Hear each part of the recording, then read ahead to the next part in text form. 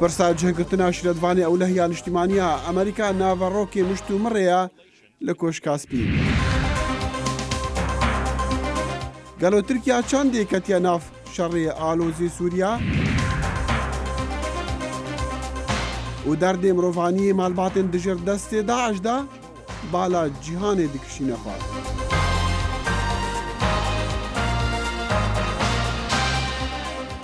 سلااو ڕێز و بخێر هاتن دەمەک دیە کورد کۆنەکشن. کورد کۆنەکشن هەموو ڕۆژانێکی هەینی و سێشەموان لە بەشی کوردی دەنگی ئەمریکاوە ئامادە و پێشکەش دەکرێت و لە کەناڵی NRTەوە ڕاستەوخۆ پەخش دەکرێت. دوا بە دوایی دەست لە کارکێشانەوەکەی مایکل فلن لە پۆستی ڕاوێژکاری ئاسایشی نیشتیمانی وڵاتە یەکگرتووەکانی ئەمریکا دانڵد ترامپ سەرۆکی ئەمریکا جێگری ئەدمیراڵ ڕۆبرت هەروارد کاندید دەکات بۆ هەمان پۆست، بەڵام ئەم ئەفسەرەی هێزی دەریایی ئەمریکا ئەو پۆستە ڕەت دەکاتەوە. جێگرێ قوماندارê berê hêzên deryayî Amerîka Admiral Robert Harwood daxwaza Serok Donald Trump bo postê şîretvanê parastina niştimanî red kir piştî General û şîretvanê berê Serok Trump Michael Flynn dest ji kar berday. Haward yê 6 salî li sala 2013 xanenî ji bû û niha rêveberê cêbecêkirê kompaniya here mezina durustkirina çekiya Amerîka Lockheed Martin e. Hevdem digel astengên rêprêbûna pêkînana rêveberiya Serok Donald Trump berbijarê êkiyê Serok Trump bo postê Wîzareta Kara Amerîka Andrew Bowser ji lêsta berbijarbûnê ve kêşa ji ber lawaziya piştevaniya Kongresê Amerîka. Demokrat û komalên piştevaniya kirêkaran zor dijî berbijarbûna Bowser'in li ser helwîstê wî yên tund derbarê zêdekirina kiryakarî û qanûnên xizmetkirina kirêkaran. Destberdana şîretvanê berê parastina niştimanî Michael Flynn û daxuyaniya Serok Donald Trump derbarê vegerandina girava Krîmiya bo Ukrayna hêviyan Rûsyayê pêşvebirina têkeliyan digel Amerîka vedrevînet. Rûsya General Flynn bi kilîda saxkirina têkeliyan digel Amerîka dibînet. Ez bawer dikim Rûsya û Perlemana wê nîgeran kiriye got Michael Flynn yek ji piştevanên kêm bû ji Rûsya re di nav siyaseta Amerîkî de. Li dema Rûsya dibêje dest ji karberdana Flynn pirseka navxwe ye lê perlemantanên Rûsî vê çendê bi siyaseteka dijî Rûsya dibînin. Belê Flynn raporta xwe da serok haydar nekiribû li ser peywendiyên wî balwêzxana Rûsya lê wiha dixwaye ku ev karekî siyasî be. Serokê Amerîka sûzên destskirtiyên siyasiyên mezin li dema sed rojên destpêka karî dabûn lê digel derbasbûna nizîkî sih rojan heşta mijûrî pêkînana rêveberiya Amerîka ye. û mezna karbidestên ajansên zanyariyan yên Amerîkî dibêjin ew ê baştirîn zanyariyan bidin Serok Trump lê karbidestên berê û yên niha jiyên zanyariyan qet weka niha ji pirseka we re şepirza nebûne. Di konferansekî rojnamevanî de du Serok Trump soz da bi dû her karbidestekî bikeve ku zanyariyên sebaret hikûmeta wî eşkere bike. Serok Trump tevaya raportan red kirin ku dibêjin tîmê wî û yê kampêna helbijartinan peywendî digel ajansên agihî û zanyariyên Rûsî hebû lê wî got jî pêngavek baş e eger her du welatan peywendiyên baş hebin. ئەو کاتەش کە دانڵد ترامپ کاندید بوو بۆ پۆستی سەرۆکایەتی وڵاتە یەکگرتووەکانی ئەمریکا لە نێوەندی هەڵمەتەکانی هەڵبژاردننیدا هێرشی دەکردە سەر میدیا. هەندێک پێیان وها بوو کاتێک ترامپ دەچێتە کۆشکی سپی دەشێ ئەو هێرشانەی بۆ سەر میدیا کەم بکاتەوە، بەڵام وەک چاودێر دەڵێن بەڵگەکان کەمن لەوەی بگوترێ نیشانەیەکن بۆ پەرەسەندنی پەیوەندی نێوان دانڵد ترامپ و میدیا. دامەزراوەکەی تۆ خراپە. ئەمە شەڕی دانڵد ترامپە کە پێ دەچێت چێژی لێ ببینێت. من دەرفەتی پرسیارت نادەمێ. من پرسیارت نادەمێ. ئێوە میدیایەکی ساختن. ڕۆژانە ترامپ شەڕ لە دژی ڕاگەیاندنەکان دەکات. دەڵێ ئەوان جێی متمانە نین و دەیانەوێت فرسەتی لێ بهێنن. وە خۆتان دەزان من شەڕێکی بەردەوام لە دژی میدیا هەیە. ئەوان ناڕازبۆترین مرۆڤن لەسەر زەوی. سەرۆکەکانی ویلایەتە یەکگرتووەکانی ئەمریکا زۆر جار تووشی بەریەکەوتن بوونەتەوە لەگەڵ ڕاگەیاندنەکاندا، بەڵام بەپێی تێڕوانینی پرۆفیسۆر ستیڤن ڕۆبێرت لە زانکۆی جۆرج واشنگتن سەنگی ترامپ لەسەر ڕاگەیاندنەکان گەیشتووەتە ئاسێکی نوێ. من لە ساڵی 1964ەوە ناوبەناو ڕووماڵی بابەتە سیاسیەکانم لە واشنگتن کردووە و هەرگیز کەسایەتێکی بەناوبانگم نەبینەوە ئاوا ڕووماڵی میدیایی لەلا ببێتە گرێ. ترامپ مێژووکی درێژی هەیە لەگەڵ هەژمونی ڕاگەیاندنەکاندا و بەکارهێنانی بۆ مەبەستەکانی خۆی. لە کتێبەکەی خۆیدا هونەری سەوداکردن کە لە ساڵی 1970دا بڵاوبۆتەوە دەڵێت یەکشت لەبارەی ڕاگەیاندن و فێربووم ئەوەیە کە هەمیشە تینووی چیرۆکی باشن و هەتا سەنجڕاکێش بێت لەلایەن باشە. گوێندا بلێر نووسەرەوەی ژیاننامەی ترامپ لە ڕێی سکایپەوە بەدەنگی ئەمریکای وت کە ترامپ دەڵێت پەرچەکرداری دەبێت ئەو ڕوبەڕوویان دەوەسێتەوە لەو کاتەی ئەوان دەست پێشخەری هێرش بن. شتێکەوە من بۆی دەچم ئەوەیە کە ئاسان نییە ئەوە لە بیر بکەی کە ئەو حەزی لە شەڕە، ئەو حەزی لە ڕوبەڕووبوونەوەیە، ئەو حەزی لە ژنگەیەکی تۆند و کێشمەکێش و ژنگەیەکی پڕململان نییە. کەواتە من لەو باوەڕەدام خەڵق پێی وایە ئەو خەسڵەتانەی تێدایە یان تەنها بریتیە لە وەڵامدانەوەی شتێک و دواتر شتەکان بە شێوەیەک لە شێوەکان دەگەڕێنەوە هەمان دۆخی سروشتی خۆیان. ڕوون نییە کە ئاخۆ ئەم استراتیژە لە کۆشکی سپیدا سەرکەوتوو دەبێت یان نا. هەر لەو کاتەوەی کە ترامپ لە ئۆفیسەکەیدا دەستی بەکار کردووە ڕێژەی پشتیوانانی ترامپ دابەزیوە، بەڵام لە ڕاپرسێکی ئەم دوایانەدا بۆیان دەرکەوت کە ئەمریکیەکان متمانیان بە ئیدارەکەی ترامپ زیاترە سەرباری ئەوەی کە میدیاکان بڵاوی دەکەنەوە. ئاسۆ جەبار، دەنگی ئەمریکا. هەتانەها هەنێک لایەن هەنە دیبێژن فەرمانە سەرۆک دۆناڵد ترامپ ji بۆ ڕاگرتنە هاتنە خەڵکی هەفت وڵاتین موسڵمان ji بۆ ئەمریکا بەندکردنا موسڵمانەیە. لێ پشتەوانین سەرۆکی دیبێژن ئەو پێنگاوەکە ji بۆ پاراستنە ئەمریکیان. یەک جوانە ئەندامێک کۆماری کۆنگرسی ئەمریکی ترانت فرانکس یê ئۆستانی ئەریزۆنایە. ئەم jê پرسین کە ئەو چ ناوی لە vê فەرمانە سەرۆکاتیە دکە. بێگومان ئەو نەبندکردنە ئەس سەرۆکاتیا کوبەندە ئازادیا ئولی دیکەم دەجڤاتە نوێنەرین کنگرێسیدا و من باوەری بە ئازادیا ئولان هەیە. ئەس کریستیانم بەشێک ji باوەریە من ئەوە ئەم باوەریەخوا لەسەر کەسی فەرز ناکەن و نمونەیەک و ئەمریکیا دانای ئازادیا ڕاست و درست یا باوەریên ئولیە لێ مخابن تیرۆریزم ناوێ جیهادê خەلکی dikuje ئازادیا wan bend dike milk û samanê wan talan dike. هەموو van karan dike ku li dijî numuneya Emerîkaya. Ev ca evet gel azadiya ûlî naguncîtin kuştina xelkê bê ferq û cudahî. Revandina wan, kirîn û firûtina wan li bazarên seksî, şewtandina malên wan, ev ne azadiya ûlî ye. Em wê red dikin. Lê dema behs bê ser azadiya ûlî ku te azadî hebe, baweriya xwe bi perêsî û mayê xwe nekî azadiya baweriyên xelkê din, bi nemayên mafê jiyana xelkê dî û azadiya wan û mafê jiyaneka xweştir, ev ye azadiya ûlî. Min ji dil bawerî pê heye. و ez bawer dikim Donald Trump jî ev bawerî heye. Ew welatên wî bijartîn nel ser bi nemayê hindê ne ku ew musilmanin. Ew hatine destnîşankirin çunku ew welatin yên ku nikarin kontrolê ser welatiyên xwe danin dema têne van welatan. Me nimuneyên zelal hene, terorîst valahiya pişkinînê bi delîve werdigirin. Da xelkê bêguneh bikujin. Ev ca serok wî karî dike ku pêdiviye bike. Ew jî parastina jiyana xelkê bêgun nehe. Tiştek ecêbe û duriye bi rengek dî bêt şîrovekirin. Li demê serokatiya Obama bala taybet kişand bû ser heman welatan. Lê ji nişkê ve dema Donald Trump vê pêngavê pavêje dibite ferq û cudahî. Ev karta ferq û cudahiya demokrat bi kartînin bêsûd e. Tu ê çi navî lê bikî?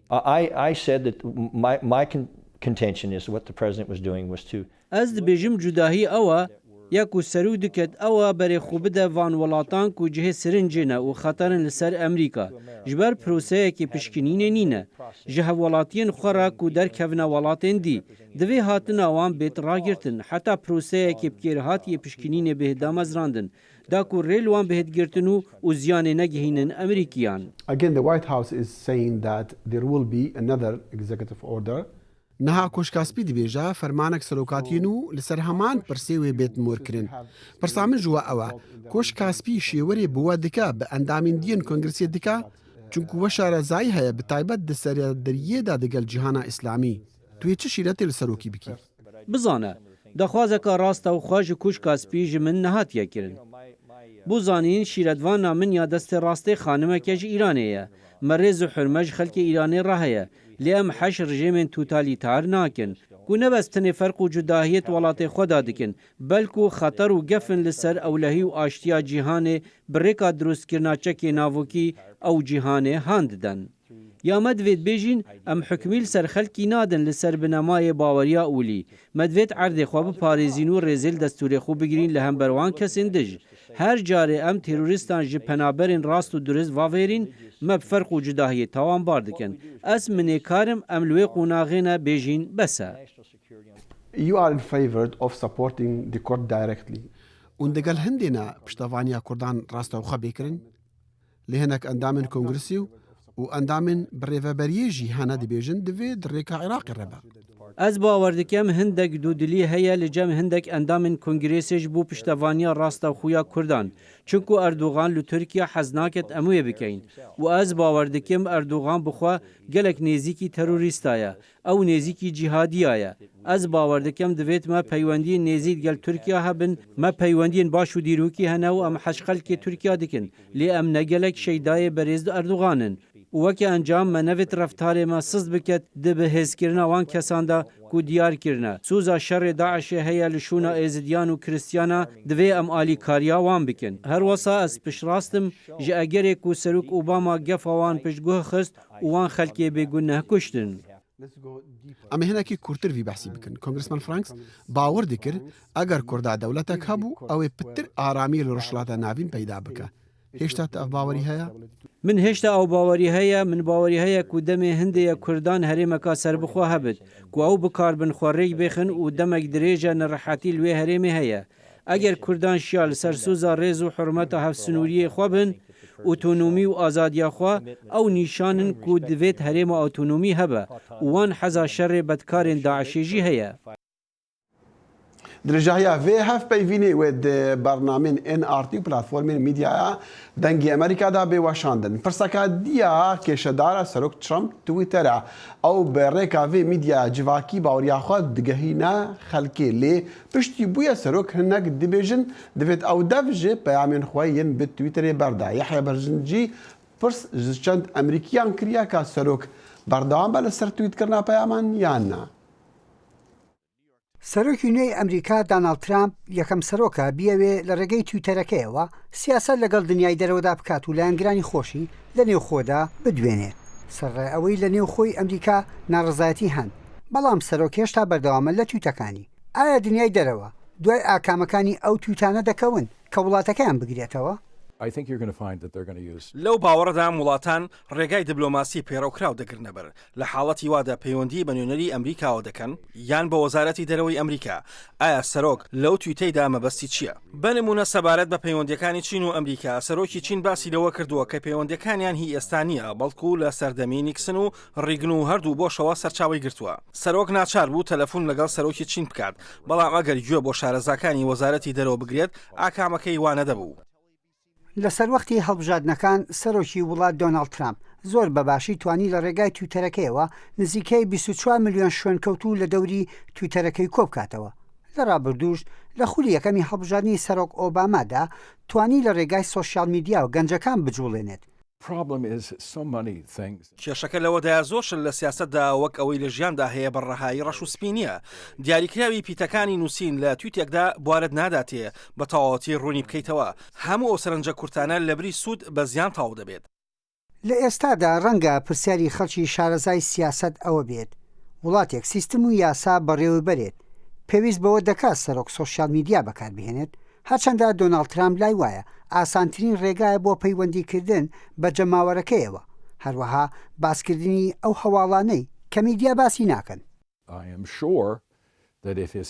لەو باوەڕدام کاری تیمەکەی لە کۆشکی سپی زۆر ئاڵۆز بێت. دەبینی کە چۆن کۆماریەکان ڕادەکەن لە پرسیاری ڕۆژنامەنووسان نانەوێ هیچ سەرنجێ لەسەر تویتەکانی سەرۆک بدەن. ئەو تویتانە شیانی ئەوەی لێ دەکرێت کە زیانی هەبێت. سەرۆک تویتەکانی لە دژایەتی ئەندامانی کۆنگرێسی هەردوولا بەکاردەهێنێت بە تایبەتی ئەوانەی کە هاوڕای نین.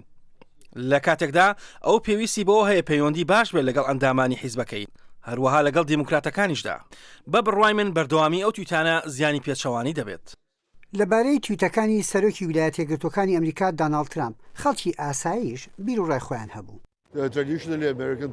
وەک عادەتی باو سەرۆکی ئەمریکا لە ڕێگای کۆنگرەی ڕۆژنامەوانیەوە پەیامەکانی ئاراستەی ڕای گشتی دەکات یان لە ڕێگای سکرتێری ڕۆژنامەوانیەوە یاخود لە ڕێگای پەیوەندیکردن بە میدیاوە.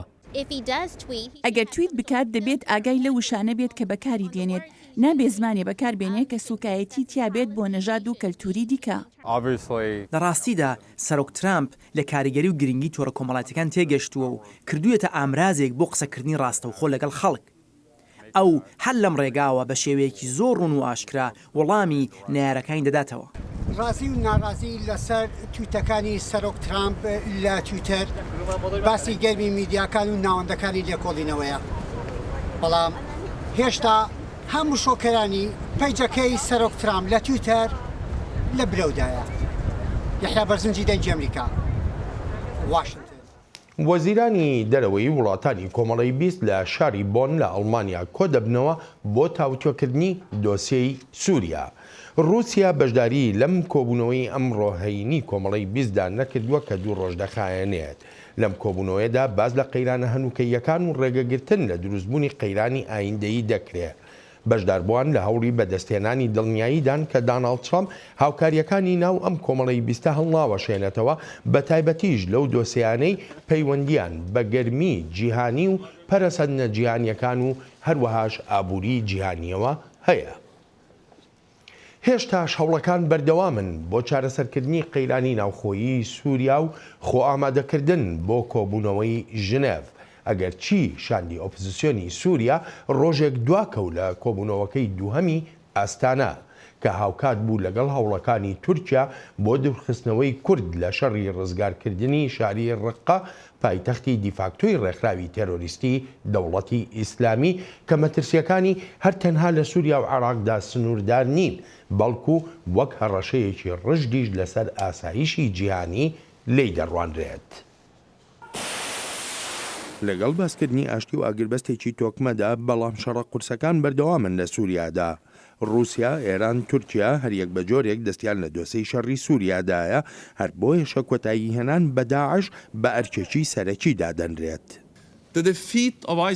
شکست پێهێنانی دەوڵەتی ئیسلامی ئەرکێکی جیهانی و ئەرکی هەمووانە، پێویستی بە هەمووان هەیە و ئەم هاوپەیمانێتیش وابەستەیەکی بێت چەند و چوونی هەیە تا بەرەنجامی کۆتاییەم شەڕە ببینێت. وەزیری بەرگری ئەمریکا لە کۆبوونەوەکەی هاوپەیمانێتی دژە داعشدا لە بڕۆکسل ئاگاهیەکی دا سەبارەت بە کات و کۆتایی هێنان بە داعش. ئێمە یەکگرتوین لەم شەڕدا بۆ شکست پێهێنانی داعش. لە کاتێکدا فشاری نێونەتەوەیی لەسەر دژمنە تێرۆریستەکەمان زیاد دەبێت و هەوڵەکانیشمان بۆ لەناوبردننی چرچر دەبێت. تەنها دەمەوێت بڵێم ئەمە شتێک نییە بە خێرایی کۆتایی پێبێت و هەر ئەمە شەوهای کردووە لێرە کۆبینەوە. استراتیژێتی ئەمریکا بۆ شەڕی دژی دەوڵەتی ئیسلامی لە سووریادا پشێویەکی خستوەتە نێوان ئەمریکا و تورکیای ئەندامی ناتۆ. هێزەکانی سووریای دیموکرات کە یەکینەکانی پاراستنی گەل بەشێکی سەرەکێتی لە هەوڵی ئازادکردنی شاری ڕقەدان، بەڵام تورکیا ناڕازیە. ئەگەر بمانێ ئۆپەراسیۆنی ڕقە سەرکەوتوو بێت، ئەگەر بمانێ ئاشتی سەقامگیرێکی تەواو لە ناوچەکەدا بەدەست بێنین، ئەوە پێویستە هێزە عەرەبیەکان ئەم ئۆپەراسیۆنە بەڕێوە بەرن، نەوەکو پەیەدە و پەکەکە. نە هەرەوەندە ئەنکەرە هەوڵە دیپلۆماسیەکانی خۆشی خستوەتە کار تا هێزە کوردیەکان لەو ناوچانەی سووریادا بکشێنەوە کە تورکیا ئۆپەراسیۆنی خۆی تیادا دەکات. هیوادارین هەموو هێزەکانی پەیەدە و پەکەکە لە منبج بە تەواوی لە ناوچەکە بکشێنەوە تا ئەو کاتەی ئۆپەراسیۆنی ئەلباب تەواو دەبێت. کار لەگەڵ وڵاتە یەکگرتووەکانی ئەمریکادا دەکەیت، بەڵام تا ئێستا هیچ ئاکامێکمان نەبووە لەو ئامانجەی هەمانە. هاوکات لە مۆسکۆ نێردراوی تایبەتی نەتەوە یەکگرتووەکان بۆ سووریا لەگەڵ کاربەدەستانی رووسیادا کۆ دەبێتەوە. رووسیا وابەستەیی خۆی بۆ ئاشتی لە سووریادا دووبارە دەکاتەوە. تەنها دەتوانم هێندە بڵێم ئێمە پشتیوانی هەوڵەکانتان دەکەین بۆ جێبەجێکردنی بڕیاری 2254. ئێمە هەوڵ یارمەتیمانداوە بە هاوڕایی بوونمان لەگەڵ هاوکارە تورک و ئێرانیەکانمان. نەتەوە یەکگرتووەکان بە شوێن ئاگربەستێکی تۆکمەدایە کە وەک دڵنیاییەک لێی دەڕوانێت بۆ سەرکەوتنی و توێژەکان، بە تایبەتیش کۆبوونەوە چاوەڕوانکراوەکەی ژنێڤ کە بڕیارە 23 ئەم مانگە بەڕێوە بچێت. چاومان لە ڕێبووە بینە ئێرە بۆ باسکردن لەم دۆسیە و چۆنێتی دڵنیابوون لە پێشنیازی ئەستانە کە بە بەهێزی پشتیوانی دەکەین، چونکە وەها هەز دەکەین سەنگی خستنە سەر ئاگربەست سەرەتای هەموو هەنگاوەکانە بۆ هەموو دانوستانەکان لە سووریادا و یارمەتی دەریشە بۆ کوبوونەوەکانی ژنێڤ. لەگەڵ هەروادی و زۆربوونی زیانە گیانیەکاندا جارێکی تریش وەک UN دەڵێت ئەگەر یارمەتیە مرۆییەکان بە زووی نەگەن، ئەوە کارەساتێکی تری مرۆیی بەڕێوەیە. ئەگەر بە زووترین کات نەگەینە شارۆچکەکانی ئەلفوعە و کەفریە، مەدایا و زەبەدانی، ئەوە هەمان ئەو شتانی ساڵێک لەمەوبەر بینیمان دووبارە دەبنەوە، واتە برسێتی خەڵک. هەر لەم چەند ڕۆژەدا 5 کەس مردوون و 80 کەسی تریش پێویستیان بەوەیە دەست بەجێ بگوێزرێنەوە تا ژیانیان بپارێزرێت.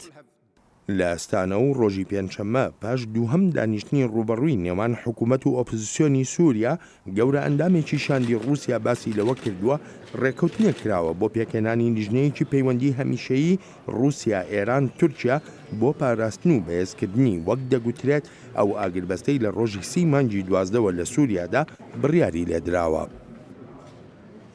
ئەگەر کۆمەڵە دەوڵەتە ئیسلامی داعش ji Mosulê hat derxistin wê tektîkên xwe yên şerrî biguhere û ji çiya û biyabanan herîşan bike. Lahor Talibanî mezna karbidestê Kurd yê hewlên dije tîrorê ev daxuyanî da û got jî renga komelekdin ya be heman şêweyê komela dewleta İslamiya Sunnî li Iraqê serî helbidet eger rêberên siyasî li hev nehatin nekir di nêvbera leherên tîreyî de. Wî got jî nîşan hene ku Daesh dixwaze xwe di çiyayê hemrîn de bine cih bike. Derdê xelkê yên mirovanî li jêr kontrola Daesh derdexirab bû helbet jî kuştina bêgunehan beşek bû ji wî derdê mirovanî kawa Umerê dengê Amerîka sirinc rakêşaya ser derdê zelamekî Daesh xanima wî kuştiye. محەممەد گەنجێکە تەمەنێوی 32 ساڵن و babê kurekî û demê Daesh kontrola Mosul kirî xêzana Muhammedî hate berbarankirin yan ku recmandin her ji evî demî û heta noke Muhammedî kurê xwe Muradî yê temen 3 salî di baweşa xwe werketin û kolan diger yêt û dibêjît ez û ev kure di mala xwe da ibtinîne û ez nizanim çawa zaroyê xwe bê dayîk mezin bikim. Ev ca ji ber vê çendê demê spêdê ez tihême bazarî û heta dibîte êvar. هاتن û jina min ji min standin û gotin min meçem pisyar jî hene bû demê demijmêrekê de gîrûkeyin û digel wan çû û rojane ez çûme baregayê wan û gotin min îro sibe dê'ête azad kirin heta gehişte wê radê min lêdan bi destê wan xar bû dema 10 yan 12 rojan li layê wan ma û li dîfra kuştin Daişê ew kuştin û min çiriyê dînînin ez û ev zarokeyne û ez kar nakim. Her wesa Muhammed dibêjî Daesh gelek xelek bêtawan kuştîne. Lewma min baweriyeka zêde heye ku tuhmeta leş firûşiyê li ser xêzana min nehatiye selmandin û bêtawan hatiye kuştin. Em çûne pizîşkiya dadê digel kes û karên xwe me cenaza wê li wêrê dît û me nezanî bi çi tohmet hatiye kuştin. Bi tenê em dizanîn hatin digel xwe birin û kuştin bi riya berbarankirinê yan rejmê û li gorepana taxê Cezayir kuştin. Kawa Umer dengê Amerîka Mosul. بەر لەوەی داناڵد ترامپ سەرۆکی وڵاتی یەکگرتووەکانی ئەمریکا بگاتە کۆشکی سپی ژمارەیە لە وڵاتانی ئەوروپا لە تاران کۆبوونەوەیان کردووە سەبارەت بە سەودای بازرگانی لەگەڵ کۆماری ئیسلامیدا و بە تایبەتیش ئەو بازرگانیانەی پەیوەندیان بە گازی سروشتیەوە هەیە.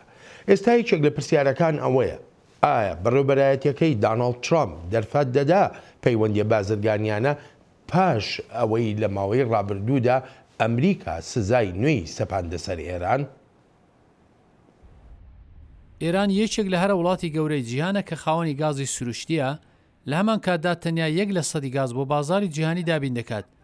تاران چاوی بڕیوەتەوە سەرمایه‌گوزاری بەیانی بۆ ئەوەی ئەو کەرتە بنیاد بنێتەوە. شاندەکانی حکوومەت بۆ کۆنفرانسیان گوت کۆنتراتی 7 میلیارد دلار ئامادەیە و نیوەی ئەوەش بۆ ئەو مانگانەی دوایی دیاری کراوە.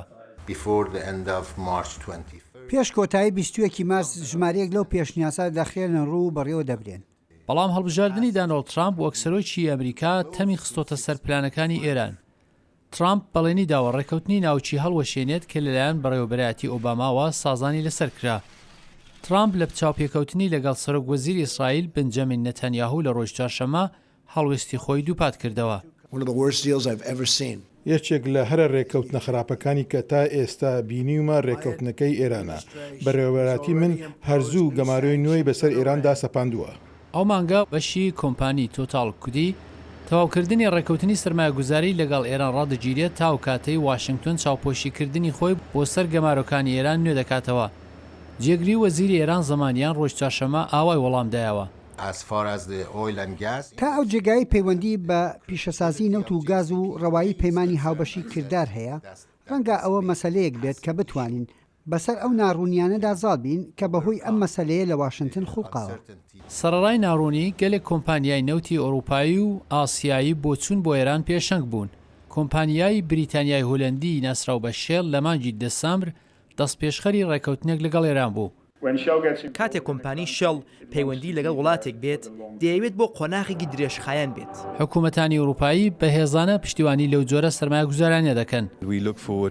ئێمە چاوەڕوانی پەرەپێدانی هاوکاری زیاتر لە کەرتی گاز و نەوت دەکەین لە نێوان بەریتانیا و ئێراندا. سەرۆکی شاندای تالانکوتی سەردانی ئەم دوانەی سەرۆکی ڕێبازی دەرەوەی یەکێتی ئەوروپا فێدریکا مۆغرینی بۆ واشنگتۆن سەرمایە گوزاران دڵنیاتر دەکاتەوە.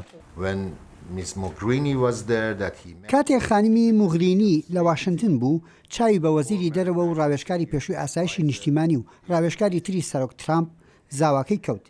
دوای چاوپێکەوتنی لەگەڵ ئەو کەسانە ئەو بەڵێنی پێدراوەتەوە کە حکوومەتی ئەمریکا بە تەواوی پەیمانی هاوبەشی کردار بەجێ دەگەێنێت.